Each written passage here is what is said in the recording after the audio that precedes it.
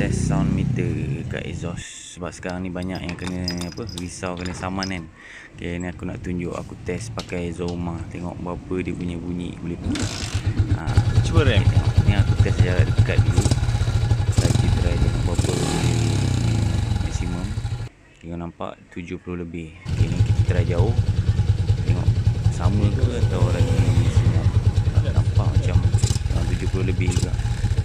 Maksimum tu memang 70 lebih. Tak tahulah bunyi memang sound test DB ni betul ke salah kan. Kita try kat motor lain. Ni motor S5. Kita tengok. Kita try rem tapi ni jarak dekat lah. Kita try tengok sebab dia boleh pergi pun 70 lebih juga. Korang tengok 76 76.7. Tak tahulah kan. Korang kena try sendiri lah. Sebab benda ni dah lah diorang test macam mana tak tahu lah, tak pernah. Ni aku try pakai apps lain lah, sound juga, tapi try lah tengok dia punya perbandingan berapa sound beza dia. Aku tak tahu, ni pun baru install yang install. Sebab nak try ni pasal sebab takut bacaan dia tak tepat lah, tak accurate.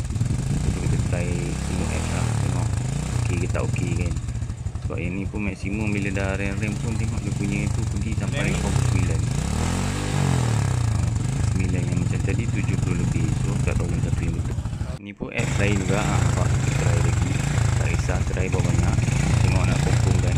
Tengok ni pun maksimum ni pun pergi 80 lebih, 86. So aku rasa yang first tu memang dia macam slow sikit lah. Sebab yang second tu pun 80 lebih juga. So kira sama macam ni. So kira memang tak lebih 100 lagi lah. Kira ok lah tu. Tengok